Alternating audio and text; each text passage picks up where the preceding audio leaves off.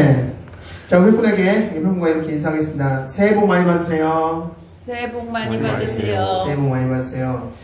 자, 2025년도가 이제 시작되었습니다. 네, 2025년도가 이제 시작돼서 2025년도 첫 예배를 하나님께 올리도록 하겠습니다. 자, 오늘의 본문 말씀은 최후의 만찬이라고 명칭되어진 본문입니다. 최후의 만찬, 우리 너무나 잘 알고 있는 그 예수님께서 다락방에서 제자들과 함께 유월절 식사를 하신 바로 그 만찬 자리인데, 자, 그 최후의 만찬, 그때 예수님께서 크게 두 가지 일을 하셨습니다. 무엇과 무엇입니까? 바로 세족식과 성찬식이었습니다. 자, 그럼 여기서 잠깐 하나 질문 드리겠습니다. 세족식을 먼저 하셨을까요? 성찬식을 먼저 하셨을까요?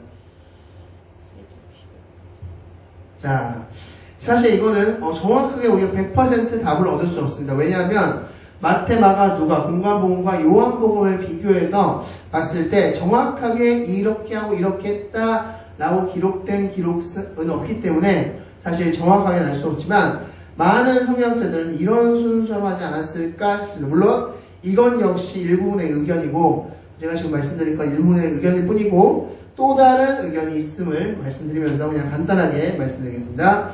첫 번째는 유월절 식사 자리에 오셨습니다. 유월절 식사를 쓰셨습니다. 출애굽기 12장에 나오듯이 쓴나물, 그리고 양고기, 그리고 무교병, 이렇게 쓴 세 가지 유월절 식사를 하셨습니다.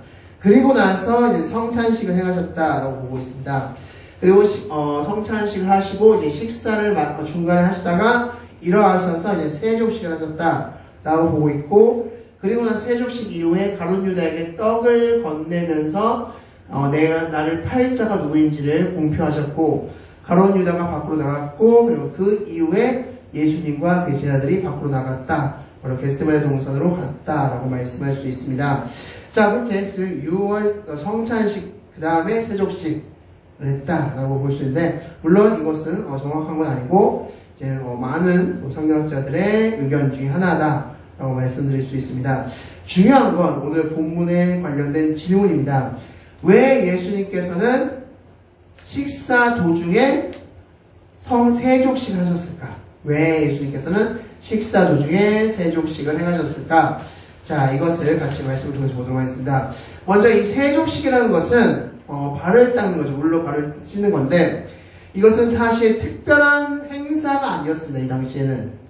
누가복음 7장 말씀 보면 앞서 말씀드렸듯이 바리새인 시몬의 집에 가셔서 예수님께서 이제 어떤 여인이 향유를 자신의 발에 붓고 머리털로 발을 닦는 것을 보고 바리새인 시몬이 그 모습을 지켜보면서, 아니 저 사람이 이 여인이 누구인지를 알았더라면 그렇게 하지 뭐라고 말했을 텐데, 뭔가 한마디 했을 텐데 라면서 마음에 그런 생각을 품었고, 그 마음의 생각을 아시고 예수님께서는 이렇게 말씀하셨죠.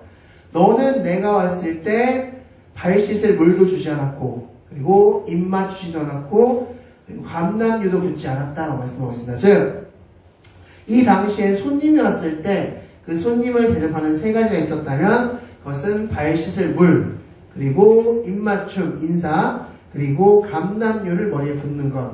이것이 바로 그때 당시에 손님을 대접하는 것이고, 그 이후에 그 손님이 풍성히 먹을 수 있도록 음식을 대접하는 것.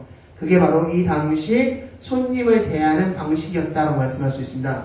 그래서 예수님께서도 비유 중에 이런 비유가 있었죠. 손님이 왔는데 음식이 떨어지자 옆집에게 음식을 빌리는 그런 것을 비유로서 말씀하신 적도 있으시죠. 즉, 그 당시에는 이런 손님을 대접하는 문화가 있었다. 이것은 왜 그러냐? 특별히 세족식이라는 문화가 있었던 이유는 이 당시의 신발이 가죽 샌들 신발이었기 때문이다. 그래서 모래가, 우리 이스라엘은 70% 이상이 모래로 이루어진, 마른 땅으로 이루어진 곳이죠. 그렇기 때문에 모래가 굉장히 많았고, 그래서 신발에 모래라든지 먼지가 들어갈 확률이 높았고, 그래서 손님을 대접하는 데 있어서 세족식이라는 것을 많이 행했다라고 볼 수 있습니다. 자, 그렇다면 세족식을 누가 행했을까? 즉, 누가 손님의 발을 닦아주었을까? 자, 많은 경우 종이 닦아주었습니다. 물론 몇몇 경우에 있어서는 주인이 직접 그 손님의 발을 닦아주는 경우도 있었지만 많은 경우 주인이 종이 그 발을 닦아주었습니다. 사무엘상 25장 41절 말씀 보면 다윗이 도망자 신세로 있을 때 나발이라는 사람에게 도움을 청합니다. 우리를 좀 먹을 것을 주고 좀 도와주십시오 라고 하는데 나발이 이렇게 이야기하죠. 야, 다윗이 누구냐? 요즘에 종 중에서 주인집을 도망치는 그런 종들이 많다는데 다윗이라는 인물도 그런 인물 중에 한 명이 아니냐? 하면서 비아냥거리는 내용이 나옵니다.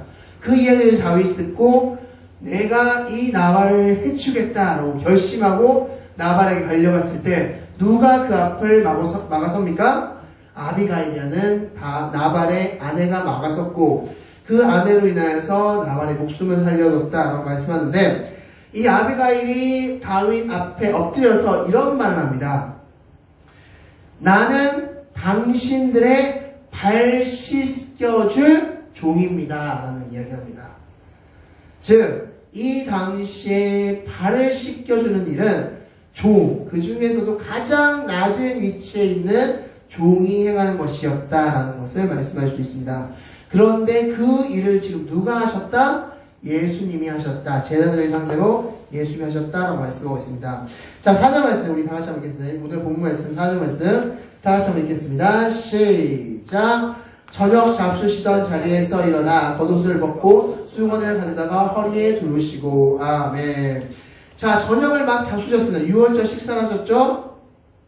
그런데 갑자기 멈추시더니만 자리에서 벌떡 일어나시고 세종식을 행하셨다라고 말씀하고 있습니다.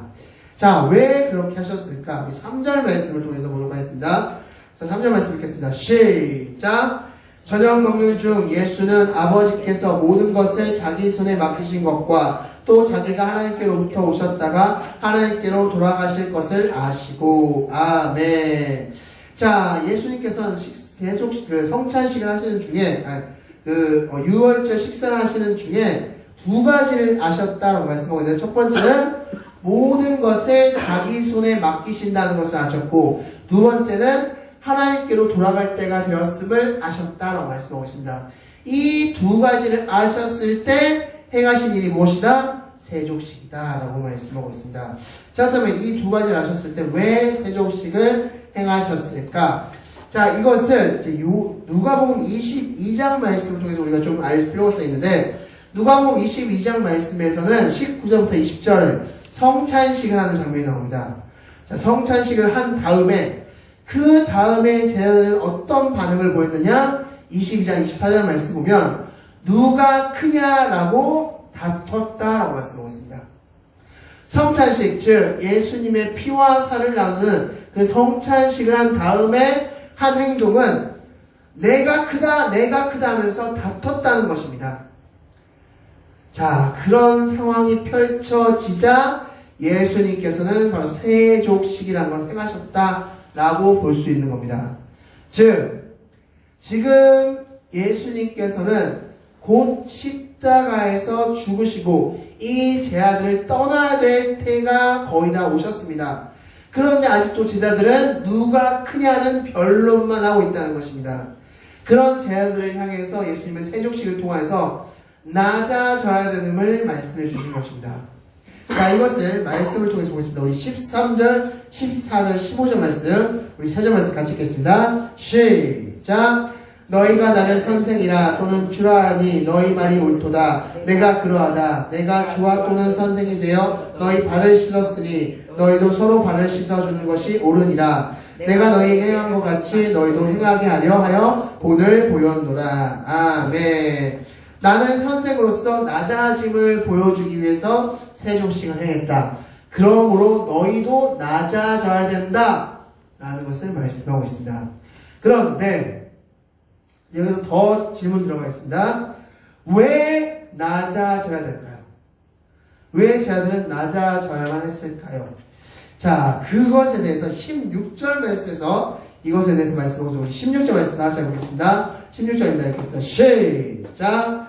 내가 진실로 너에게 이르노니 종이 주인보다 크지 못하고 보냄을 받는 자가 보낸 자보다 크지 못하느니라. 아멘. 자, 무슨 말씀일까요? 16절 말씀은 자, 이 말씀에 무슨 뜻일까요? 종이 주인보다 크지 못하고 보냄을 받은 자가 보낸 자보다 크지 못하다. 이것은 과연 무슨 뜻일까? 자, 이 뜻에 대해서 예수님은 이렇게 설명해 주고 있습니다. 우리 요한복음 15장 말씀을 보겠습니다. 15장. 자, 15장 20절 말씀 다 같이 읽겠습니다. 요한복음 15장 20절 말씀입니다. 우리 다 같이 읽겠습니다. 요한복음 15장 20절. 시작. 내가 너희에게 종이 주인보다 더 크지 못하다 한 말을 기억하라. 사람들이 나를 박해하였은즉 너희도 박해할 것이요 내 말을 지켰은즉 너희 말도 지킬 것이라. 아멘. 자, 이게 무슨 말씀이냐?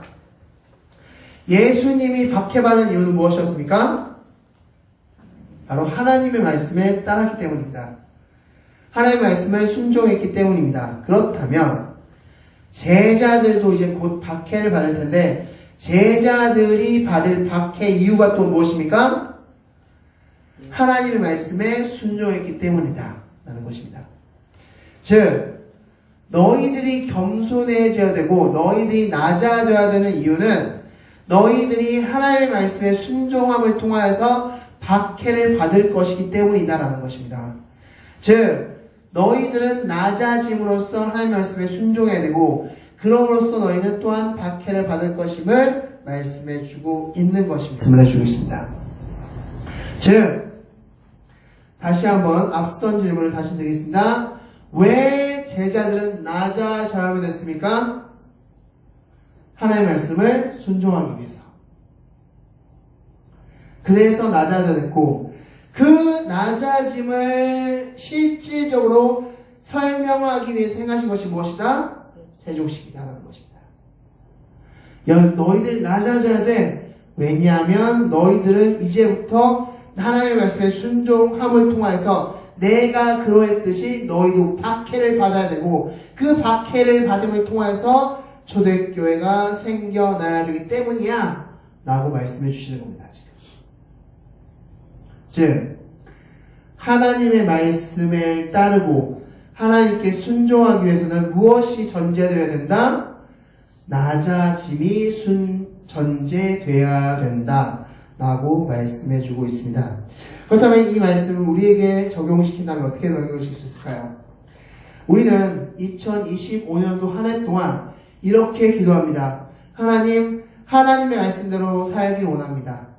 하나님의 말씀에 순종하길 원합니다. 하나님의 말씀대로 1년 동안 살길 원합니다. 그렇다면 하나님은 오늘 본문을 통해서 이렇게 말씀하실 겁니다. 너가 정말 그러길 원한다면 너는 어떻게 되라? 낮아져라. 질문 드리겠습니다. 여러분들 하나님 뜻대로 2025년도를 살길 원하십니까? 네. 그러면 여러분들은 낮아질 각오가 되어 있으십니까? 네. 바로 오늘 본문에 하는 질문임을 기억하시기 바랍니다. 말씀을 정리하겠습니다. 오늘 본문에서 말씀하고 있는 것은 바로 낮아짐에 대한 말씀입니다. 그리고 낮아져야 되는 이유는 하나님의 말씀에 순종해야 되기 때문에 라고 말씀하고 있습니다. 이 두 가지를 2025년도 한 해 동안 기억하시는 여러분들이 되시기 바라겠습니다. 제가 기도하겠습니다.